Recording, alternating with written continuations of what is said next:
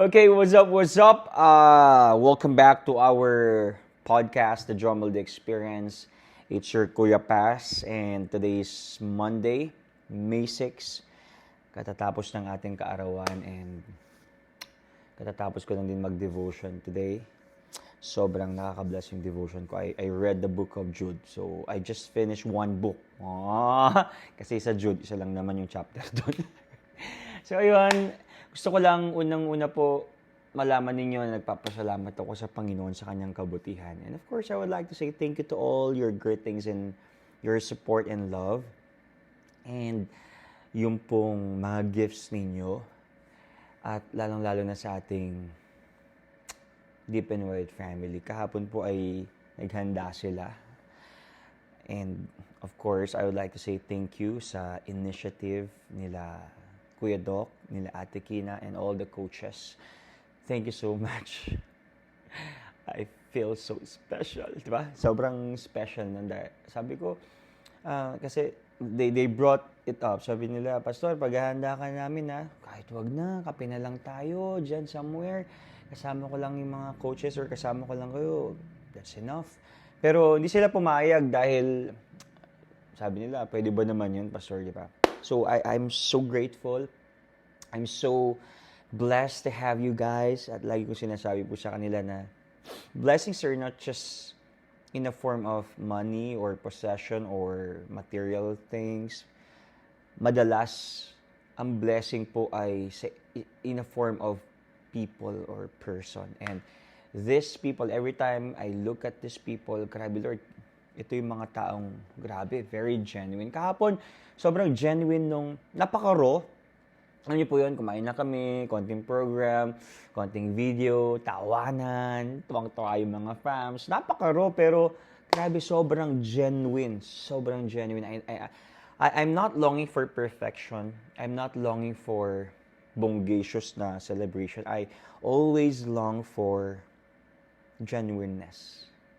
Ako, mukha lang po akong pero gusto ko yung simple lang, yung sobrang genuine na pwede ka makipag-usap, libot-libot, tawa-tawa. Alam niyo, kaya nga po itong podcast ko, di ba? Wala ngang edit ito kasi gusto ko talaga maramdaman ninyo na very genuine, sobrang raw, kasi minsan sa sobrang dami mga editings and something like that. Parang nawawala yung pagka-genuineness at saka pagka-raw niya. Right? Kaya sabi ko, simple lang. Yeah. So ayun, ayan ang daming mga gifts na nandito. Hindi ko pa nabubuksan. Pero thank you po sa lahat ng bumate, sa lahat ng naghanda, sa lahat po ng nagbigay. Or kahit hindi man, alam ko naman na love nyo ako, your prayers are enough. At siguro gawa ka ng podcast doon sa mag-open tayo ng mga gifts tapos i-recognize natin yung mga taong ito. Kasi man, this is unheard of, di ba? Parang di mo naman hiningi yan, pero binigyan ka nila. So, kakaiba yun. Supernatural yun, di ba? Miracle yun. Kaya, I really love these people. At yun, today is Monday. Tuwing Monday po kasi ay off namin. Ang Sabbath day po namin is Monday. Pero later, hatid ko si Jam, punta kami ng Clark, and then family time na rin, bonding with our family.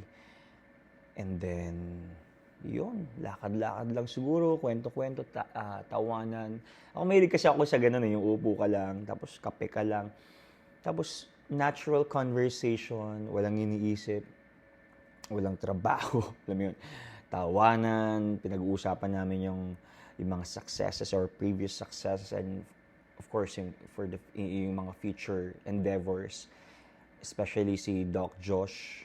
Kasi we're praying for tsaka ko nang sasabihin, baka may spoil. Siya na lang. Alright. Okay. So yun, nakita nyo naman yung ating title. Napakaganda nito, men. Kasi nag-outline ako ng mga observations ko about adulting.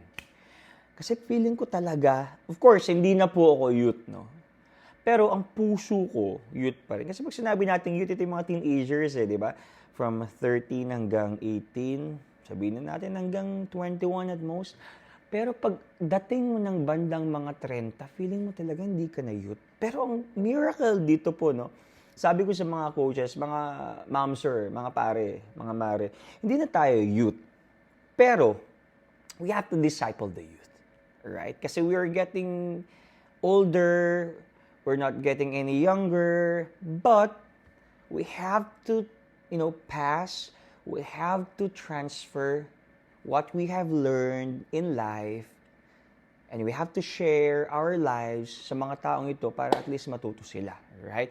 We're discipling the next generation one at a time. That's the heart of Deep and White of Bethany. Kaya, ayun, I outlined yung mga observations ko na I think, kasi nagtatalo ako eh. Ano bang title ko? Tapes on Adulting? Or may sinulat pa ako or reality in adulting, something like that. Pero I just realized na yun, the reality on adulting, parang mas magandang, di ba? Para kasi hindi naman ako ganun ka mature pa, or kung mature pa ako, hindi naman talaga ako mature pa. We're all maturing, we're all growing and improving. Kaya, hindi ko sinabing tips kasi I think wala naman ako sa posisyon para pagsabihan kayo or impose kayo kasi iba-iba naman tayo ng journey. But I just outlined and listed down all my observations when it comes to adulting. So, this is the reality, right? Sa mga nanonood po ngayon ng mga teenagers or mga college students or mga early 20s or late 20s, maybe pwede niyong gawin ito as a guide. I don't know, you have your own choice. Pero gusto ko lang magbigay ng konting mga observations na talagang, experiential. Right? Hindi po ito theory, talagang na-experience ko to. Okay, kaya nga the Jomel experience, ulitin ko po 'yun, di ba? So, let's dive in, di ba? Kung excited na kayo, pwedeng mag-interact kayo dyan, and also don't forget to share this po para at least ma-bless din yung mga tropang makikinig sa inyo. Reality on adulting. First thing I have observed is kapag yung tumatanda ka na, isang bagay, very contradicting po. Ewan ko if you're feeling this. I don't know if you're experiencing this, but one of the things I've realized and I'm experiencing right now is yung bagay na contentment. Contentment. I don't know sa inyo, pero isa to sa mga observation. Hindi ko sinasabi na kontento na ako na maging pastor lang, kontento na. In fact, I enrolled sa masters kasi gusto ko ng maraming learnings. Pero yung sa part na you're contented sa isang bagay, or parang gusto mo ng pumosisyon at doon sa posisyon na yun, doon mo na lang gusto magpakagaling. Alright? So, especially po sa pera, sa possession, of course, we need money. And money is not bad. The root of all evil is the love sa pera. Okay? We all need money. Sabi nga ni Haring Solomon, money answereth all things. Pero, hindi masamang pera, hindi masamang mangarap, hindi masamang lumago, hindi masamang mag-improve. Pero, I just realized, and I'm experiencing this. When you acquire, diba? Kasi ang tendency natin is, bili. Consumerist tayo eh. Hindi tayo nagiging producer. Hindi tayo nagiging producer, nagiging consumer tayo. Bili. And I just realized na pag nag-acquire, bili, hindi ka naman talaga nadadagdagan. In fact, nababawasan ka. This is my take. I don't know sa inyo po. Iba-iba po tayo ng opinion, pero I want to give my experience and my realizations about contentment. Kasi, the more na marami kang na-acquire, ang dami mong mini-maintain. One good example. Ako po ay binigyan ng isang pusa. Parang natuwa ako sa pusa eh, Parang gusto ko pa yata ng isa. And then I bought one. So nung bumili ako, okay pa. Tapos may nagbigay na naman sa akin, 3 na yung pusa ko sa loob ng bahay. And I just realized, ang hirap palang mag-maintain ng maraming alagang pusa. Ngayon, meron akong 7 pusa. Mine-maintain ko to. Yes, marami sila. Pero, in reality, ang hirap i-maintain kasi weekly bibilan mo ng pellets, ipapa-vaccine mo, every 3 months or quarterly, kailangan mo silang ipa-deworm. So, nung in-acquire ko itong mga to, nung nag-adapt ako ng maraming pusa, hindi ako nadagdagan, in fact. Sa una, yes, sa pagkakabili mo, alright? Unang salta, first week, uy, dami kong pusa. Pero in the long run, nababawasan ka. Kailangan mo ng pera, kailangan mo ng time, bibili ka ng cat litter nila, lilinisan mo yun. Nababawasan yung time mo sa sarili mo, sa pamilya mo, sa ibang tao, sa ministry mo, sa kung saan man. Kasi nga, ang dami mong in-acquire. Di ba? Ang dami mong minemaintain. Kaya, much is given, much is required. Remember that. Now, for example, marami kang sasakyan. 10 sasakyan mo, di ba? Iba't ibang sports car or mga luxury cars. Pero, yes, marami kang sasakyan, pero ang dami mong minemaintain. Pinapa-car wash, pinapa-car insurance, amalang insurance, pinaparehistro, pinapalitan ng gulong kasi pag hindi mo naman ginamit yun, lulutong din yung gulong. So, you have to change tires. And then, yung change oil, ang dami mong minemaintain. At dahil madami kang minemaintain, madaming nababawas sa time mo, sa pera mo, kung saan man. Contentment. Kaya ako po, di ba, nag-post po ako ng mga sapatos ko and I sold parang half of it eh. So, I have 80 pairs of shoes. And then, I sold, ilan ba yung nabenta ko? Parang mahigit 20. Hanggang ngayon, madami pa rin po. Alam niyo po, namomroblema ako saan ko sila ilalagay. Okay? Marami akong iniisip saan ko ilalagay ito. Naguguluhan na ako. Alam niyo yun, yes, marami kang sapatos, pero kumain ng space, kumain ng time mo kakalinis. Kaya, alam na mga youth ngayon ito, dami ko pong sapatos, pero isa lang ang ginagamit ko ngayon, yung clogs. 2 clogs lang, pinagpapalitan ko yung black at saka yung gray. Yun lang ginagamit ko ngayon kasi ang sarap isuot, ang komportable, hindi mo kailangan pumorma, in and out ka lang, okay na, sige, lalabas ka, tanggalin mo lang. Napakadali eh. So, contentment. Now, sa atin po dito, hindi ko sinasabi na, alright, bili tayo ng maganda yun. Di ba? Maganda yun. But, you have to buy only what you need. Sa tagal ko nang na-realize to, no? Kaya nga nagmamature tayo, di ba?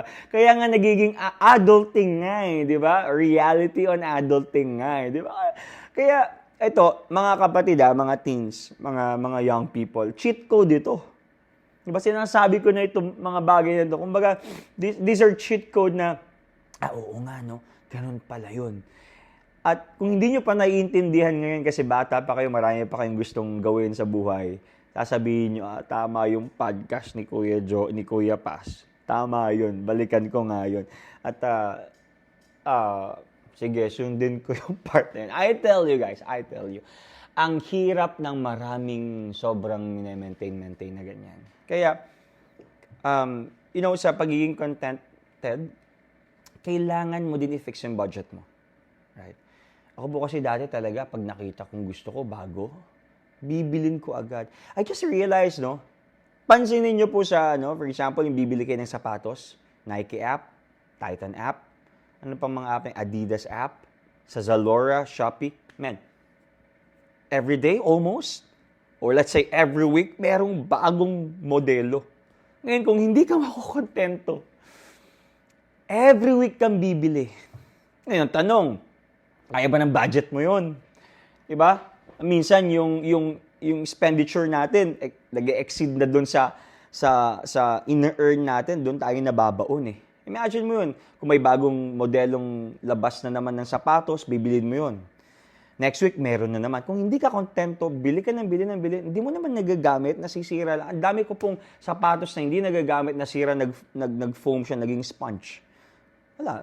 Diyan na lang, nakatabi. Or yung iba, pinamigay ko na, tinapon ko na, pinatahi ko yung iba para at least magamit pa.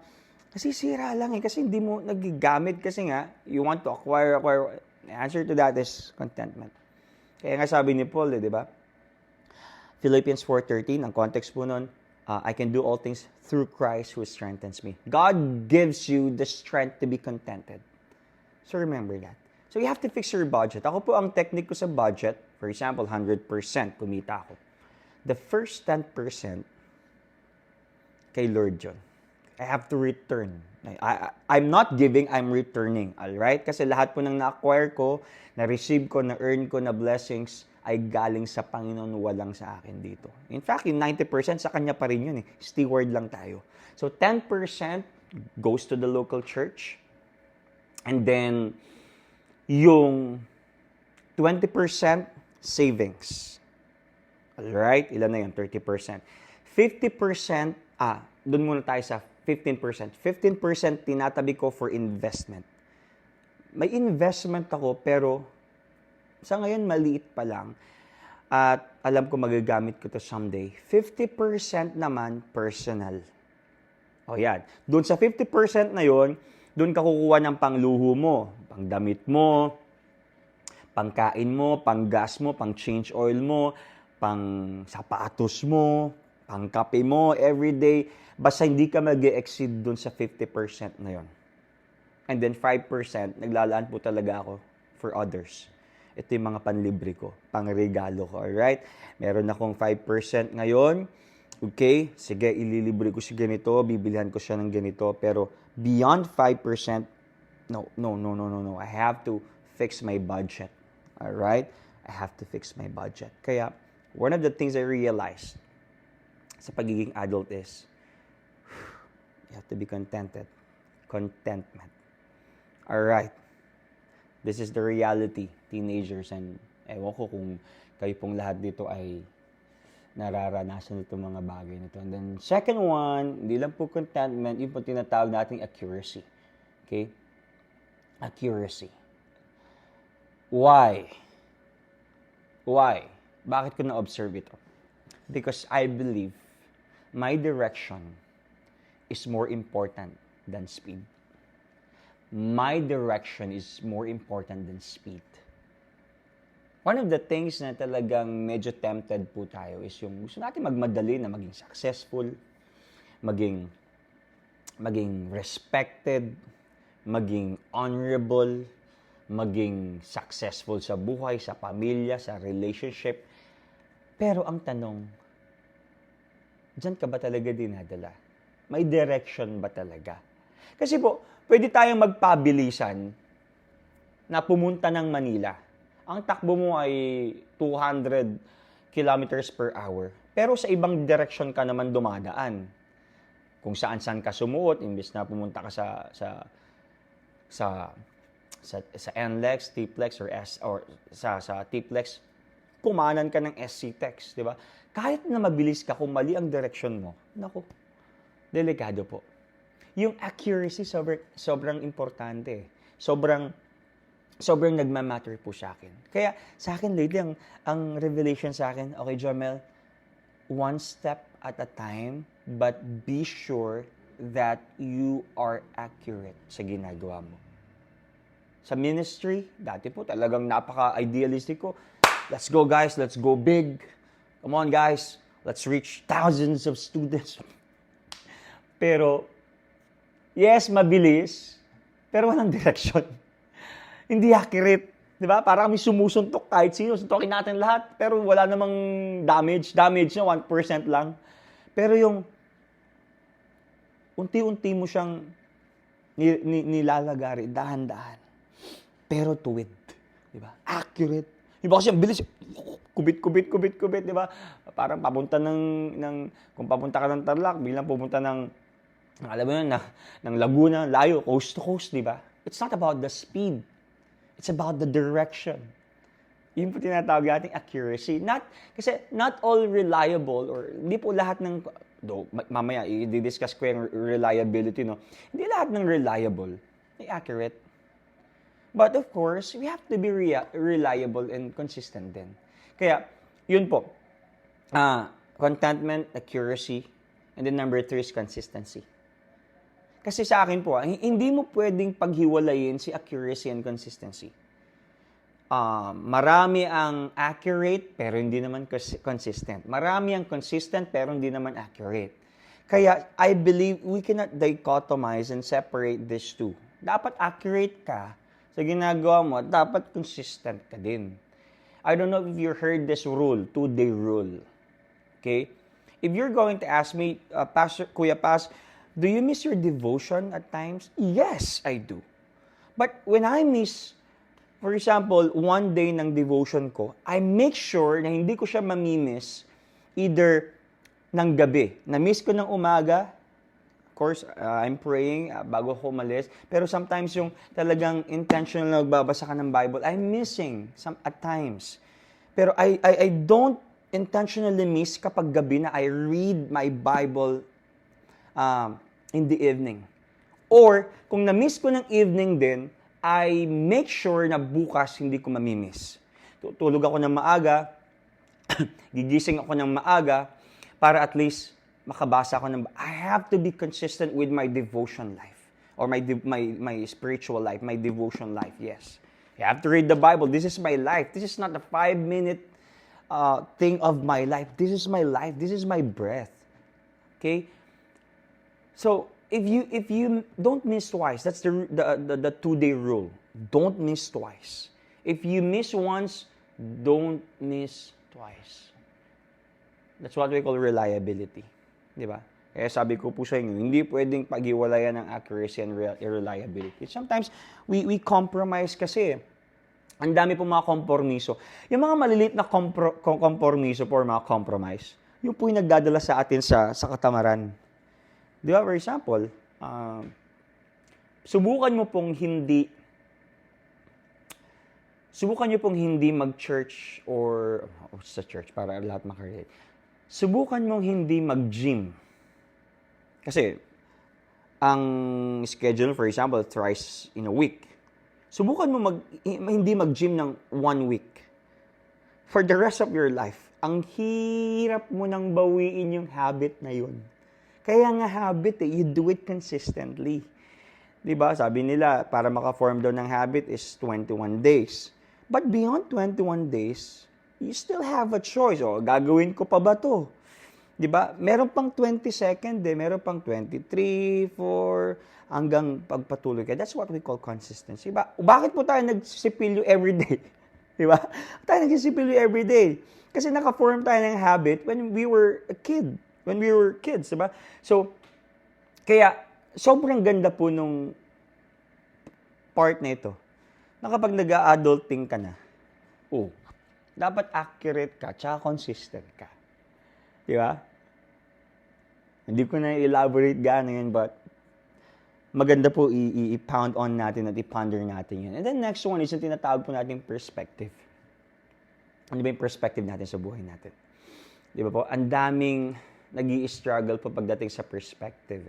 Especially pag may mga nangyari pong hindi maganda sa buhay natin. Bakit nangyari sa buhay ko to? Ayoko na, bad trip na ako, Lord. Bakit ganito? But, the problem sometimes is, hindi naman po yung nangyari sa inyo kundi paano mo tignan yung pangyayaring yon. Di ba po? Tinuro ko na to yung inverse paranoid.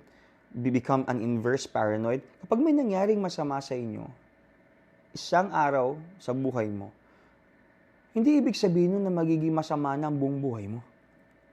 Maybe God is teaching you and God allowing those things to happen for you to learn. And you have to ask, from this situation, what are the opportunities na pwede kong matutunan dito sa bagay na to? That's the question dapat And remember this, a bad day is not a bad life. May mga bad day po talaga na nangyayari sa buhay natin. Di ba? Bakit mo sisirain ang buhay mo? For example, may 100 days kang successes na nangyari sa buhay mo. O 365. Tapos, may mga in-betweens dun ng mga bad days. Let's say, 10 days. Bilangin mo, ilan yon? 355 pa rin yung successes mo. Bakit mo sisirain yung buong taon mo dahil lang dun sa konting days na nasira na yun? Especially sa mga tao din po, di ba? If there are 100 people na nagmamahal sa'yo, or 99 people na nagmamahal sa'yo, tapos may isa lang na sumira nung araw mo, aawain mo ba yung 99? I don't think so. Di ba? Kaya mahalaga po yung perspective eh. Sobrang halaga nung part na, alright, ang ganda nitong nangyayari sa ministry or sa company or sa family, kung saan man, huwag nating sirain dahil lang may nangyaring isang maliit, isang araw lang naman eh. You can bounce back tomorrow. Diba? Yes, you have setbacks, but you can bounce back. Diba? Great comeback ang pwedeng mangyari sa'yo kasi you learn from that setback. You learn from your tomorrow. You have today.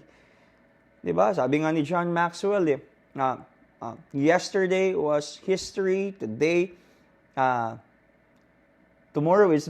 yesterday was history, tomorrow is mystery, but today is present. Is our present. That's why we call it present, di ba? Tama ba yung idea? Parang ganun yan. So, we have to enjoy our today. Kasi what we're doing for today will benefit our tomorrow. Tama? So, yung perspective natin, maganda, mag-matter yun eh. Or for example, may mga nakikita kang mga nagsasucceed na mga tao. Here's my principle. Ang tanong, bakit mo sila hihilahin pababa? Di ba? Magandang perspective natin, grabe ito, successful sila. Kasi madalas naiinggit tayo eh, dapat ganun din ako. Anong ginagawa natin pag naiinggit tayo? Hinihila natin sila pababa. Ngayon, ang tanong, pag hinila mo sila pababa, tataas ka? I don't think so. Pares kayong nasa baba. Magandang perspective natin is, uy, grabe ang dami lang member sa church. Grabe, paano kaya nila ginawa yun? Pwede kaya ako magpa-mentor sa kanya? At tanungin ano yung mga spiritual disciplines, ano yung mga techniques, ano yung mga keys kung bakit sila nandun ngayon. You have to have that perspective na I will be with the best people at maganda tanggalin natin yung part na I want to be the best among these people. Diba? Kasi every time na meron tayong part na gusto kong maging the best dito sa mga, merong pride eh. At habang gusto mong maging the best, parang gusto mong tapakan itong mga tao. Hindi, ganito ka lang. Hindi, ganyan ka lang. Ako yung the best dito. Marami ka natatapakan ng tao. So, my point here is, when there are points sa buhay mo na may mas magaling sa'yo, appreciate that. Soon, magiging ganon din ako. Soon, magiging ganyan din ako. I want to be mentored. I want to be coached. I want to learn something from them because my perspective is a growth perspective. Remember that. Sobrang halaga po ng perspective sa buhay. Okay? That's why, of course, hindi sapat ang perspective. You have to push yourself. Tama? That's why every day you have to improve. Dito na ulit papasok yung accuracy, yung reliability, or yung consistency na tinatawag natin kanina, di ba? Number 1, contentment. Number 2, accuracy. Number 3, consistency. Number 4 is perspective. Number 5 is improve. At para mag-improve ka, kailangan mo mag-effort. Meron ba nag-improve na hindi nag-effort? Gusto mong gumaling magsalita, gusto mong yumaman, or gusto mong gumaling sa tao, hindi mo naman tinutulungan yung sarili mo. Sarili mo, di ba? So, maganda sa atin dito, when you want to improve, man, you have to beat yourself. And remember this, hindi naman po lahat ng parts sa buhay natin na gusto mong mag-improve ay nag-improve ka kagad. Di ba? Parang sasabihin mo, uy, this is a bad start. A bad start is better than no start. Di ba? Mas maganda yung bad start kaysa hindi ka nag-start. Di ba? And remember this, a bad start is not a bad finish. Yes, meron ba nagsimula na mayaman agad? Meron ba nagsimula na magaling mag-basketball agad or nagdadunk agad? Meron bang nagsimula na magpastor na, 1,000 agad yung members? Hindi, nagsisimula nga yan sa sarili. Hey, I have to beat myself. I have to disciple at least one. Because one is better than none. Di ba? So ngayon, I believe when you have a bad start, that's the start of finishing your race. Di ba? Ay, nako. So, perspective. Di ba? Ako naniniwala po ako, kapag nag-start ka ng bad, hindi ka magtatapos ng bad. Meron pa nga, nag-start ng good, nag-end ng bad eh. Pero when you started bad, hindi ibig sabihin nun, mag-finish ka ng bad. A bad start is not a bad finish. Right? Remember that. And if you want improvement, remember this. Sometimes, things are going to get much worse before they get better. May mga parts talaga na ang hirap naman nito. Diba? Ako po, sa totoo lang, paano kaya ako mag-start sa pagpa-podcast? Paano kaya ako mag-start dito sa pagdi-disciple, mag-start dito sa pagbabasketball? Sinimulan ko lang siya. Diba? Ngayon po, maraming nakikinig, maraming tayong natutulungan pag nag-chat sila. Thank you so much po sa podcast mo. Very helpful. So, nag-start ako. Nung unang podcast ko nga, hindi ko alam yung sinasabi ko, di ba? Alam niyo po, nasubaybayan ninyo. But thank you for supporting this. At ngayon, medyo feeling ko, nag-i-improve tayo. At least, one step at a time, di ba? Things are going to get much worse before they get better. Sometimes, may mga parts na, ang hirap naman nito until such time. Uy, ang dali na lang gawin na. Di ba? Tandaan niyo po to, every new chapter in your life requires new version of you. Maganda every day. Nag-grow tayo. Kung 1% in a week, o ngayon, every week nag-improve ka, in 1 year, you improve 52%. In 2 years, you're 104%. Di ba? Mahalaga po, let's continually improve. Di ba, pag yung nagda-download tayo or nag-upload tayo sa YouTube or sa Facebook, 1% is better than being stuck. Di ba?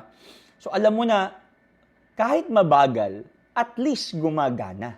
Sooner or later, it will be uploaded or it will be downloaded. Ganon din sa atin dito. Slow progress is better than no progress. Di ba? So, keep on improving sa buhay po natin. Alright? So, ayun, push yourself, beat yourself. Don't let circumstances and trials and testings block your improvement, especially the people around you. Kapag medyo feeling ko, Lord, hindi ako nag-i-improve sa part na to. In fact, hinihila pa nila ako. Pag-pray mo sila and then find another group who will push you, will mentor you, will cheer you, who will be thoughtful or smarter than you, who are best than you, or great, who are thoughtful, di ba? Kasi when you are with thoughtful and smart people, you will that would avoid drama sa buhay mo. Right? Ulitin ko, contentment, accuracy, consistency. Number 4, perspective, improve. And then, next one, ayan, si Jam dumating. So, anak, I'm doing a podcast. And of course, number 6 is overlooking. Okay, pag sinabi nating overlooking, okay, as it is, you have to overlook sometimes those mistakes. Let me repeat myself, baka na bululan kayo sa akin. You have to intentionally overlook mistakes. Especially mga nonsense mistakes. Especially mga nonsense gossips. Especially mga nonsense na mga situations sa buhay natin. Sabi po sa Proverbs 19:11. Pwede kang dumaan, anak. Sige. Okay. Hi ka muna. Hi. Proverbs 19:11. Sabi dito, sensible people control their temper. Sensible people control their temper. They earn respect. By what? By overlooking wrongs. Ulitin ko. Proverbs 19:11. Baka sabihin nyo, gawa-gawa ko to or galing to sa TikTok chapter 19 verse 11 eh. No. Galing po to sa Proverbs 19. Okay? Galing po to sa Proverbs 19. Hanapin natin. Proverbs 19 verse 11. Good sense makes one slow to anger, and it is his glory to overlook an offense. ESV version. Pero yung binasa ko, NLT version. Sensible people control their temper. They earn respect by overlooking wrongs. Of course, not all the time, no? Ang sinasabi ko dito, sometimes you have to overlook those toxic mindsets and perspectives and people around you, right? At yung mga bagay na minimal lang naman, alam mong hindi ka naman mapapano, ayan mo na lang, ba't ang dami mo pang iniisip? Kasi that would cause you to anxiety, di ba? Sayang lang time kakaisip sa drama. You have to intentionally overlook those things. I don't know if you heard this, itong rule na ito. Dami kong mga rule na inawagit na. 80-40-60 rule. 1846 rule. 18/40/60. Itong rule na to, when you are 18 daw, you worry about everybody's thinking of you. Di ba? May mga TikTokers ngayon, for mga kabataan, or I don't know, kung sino man may mag-TikTok. Nothing wrong about TikTok, no? Pero kasi minsan, parang yun na nagpupush sa atin or doon natin kinukuha yung identity natin eh. Di ba? Pag 18 ka daw, parang iniisip mo, everybody's thinking of you, paano ka magsalita, paano ka gumalaw, paano ka manamit. Feeling mo lang yun. Alright? Pag 40 ka naman daw, when you're 40, you don't give a darn what anybody thinks of you.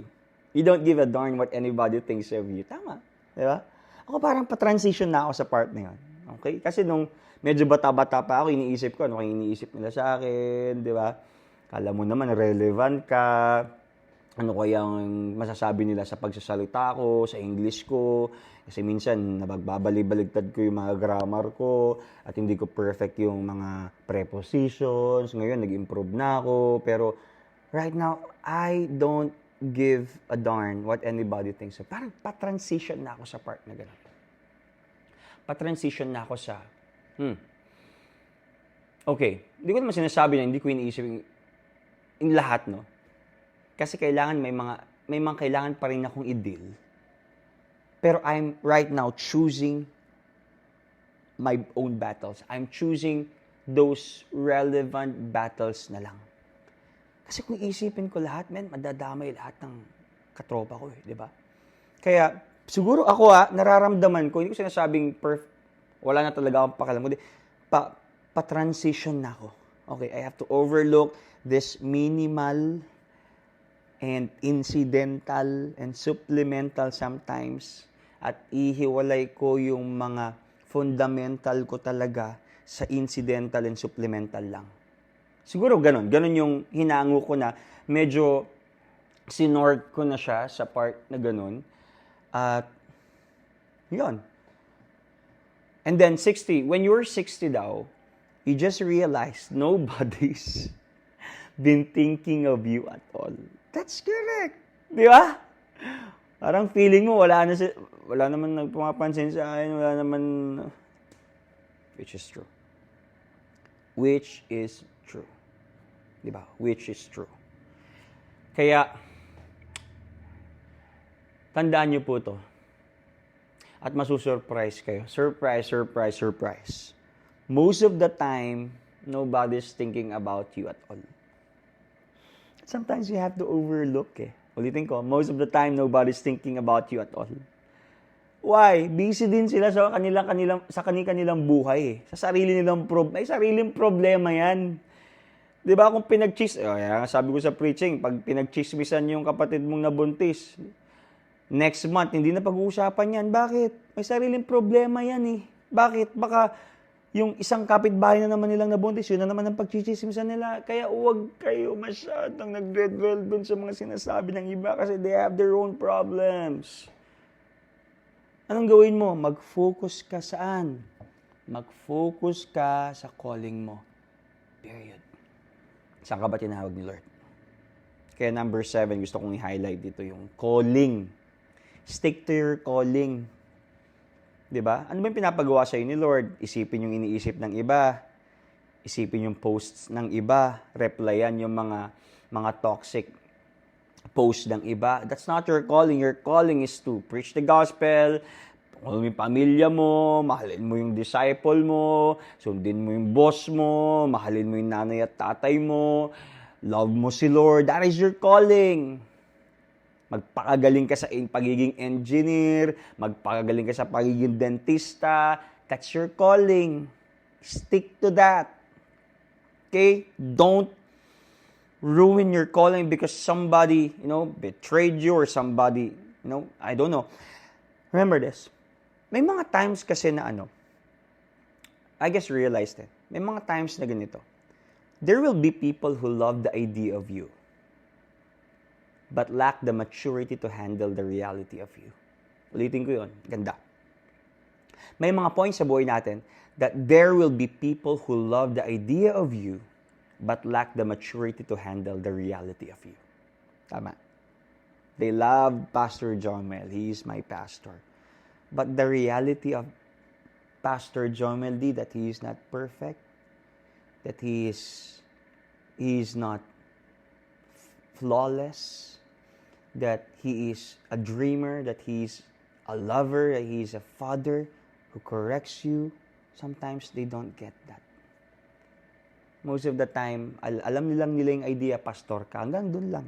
Tinitignan ka nila. Pero, pag ginawa mo na yung pagiging pastor mo,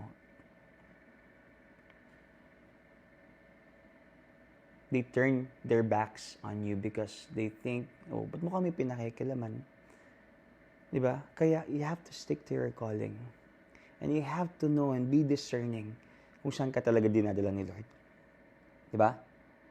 So, when they don't get that, sa akin ang advice ko lang sa inyo, or of course, you have your own opinion. Ang advice ko lang sa inyo is this. When they don't get that, it's fine. Alright, fine. Calling mo yun diba? I'm going to stick with my calling. Right? Baka dyan ka talaga dinadala ni Lord. Kaya ako, lately, alright, I will stick to my calling. Hindi ako nagiging spiritual but ito yung tinuturo ko sa sarili ko at tinatry ko pong gawin. I have to fix my eyes unto Jesus, the author and the finisher of my faith. If I look unto Jesus, I will not be discouraged. I will not be disappointed. I will not be betrayed. All His promises are true. All His promises won't fail because He is my God. If I look sa people, I will be discouraged. If you will look sa akin as your pastor, Jomel D, you will be discouraged, you will be disappointed. But when you look unto Jesus, the one who gives our calling, that won't discourage us. Yes, God corrects us, God rebukes us, God convicts us, God reproves us, God trains us in righteousness, but He won't fail us. He won't fail us. Kaya guys, if they don't text you, if they don't reply sa mga messages ninyo, mga sweet messages, sa mga tulong ninyo sa kanila, if they don't celebrate with you on your birthday, it's fine, man. It's fine. Because you can encourage yourself. Stick to your calling.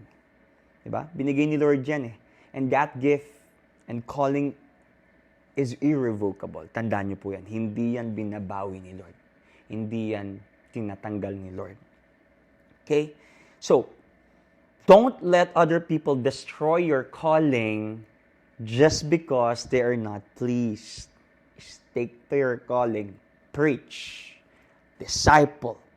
Love the Lord with all your heart, mind, and strength. Love your neighbors as yourself. That is your calling, man. You are there not to please. Your primary goal is not, you're not there to please people, all right? You're there to please the Lord. And as you please the Lord, people are being pleased because you're pleasing the Lord. Diba? That's the time you would earn their respect and they will honor you. Stick tayo sa calling. Ito yung mga realizations ko about adulting. Kaya, mga kapatid, if you're struggling with something, come on. Tingin ka kay Lord. Tingin ka sa calling mo. Promise, ang sarap ng buhay, ang ganda ng buhay. And para makapag-focus ko dun sa calling mo, okay? Lord, I believe you are my Lord. You're my master, you're my boss, you're the one who calls the shots. Sa'yo lang ako makikinig. Kasi kapag nalaman mo yung nature ng Panginoon, then it will be transferred to you and then you can translate it to other people. If you have experienced His forgiveness and His love, then you can translate it to other people. Ganito pala ako minahal ni Lord. Therefore, I have to love other people also. Right? So I believe that's enough for this episode. Reality on adulting. Alright? Don't forget, as I end, contentment, accuracy, consistency, perspective. Ano sa perspective? Ano na yun? Ano yung sa perspective? Balikan natin. Improve. That's right. Overlooking and then calling. So, those 7 things. Don't forget that as you get mature. That's it for today. God bless you po. Mabuhay po kayo. See you again.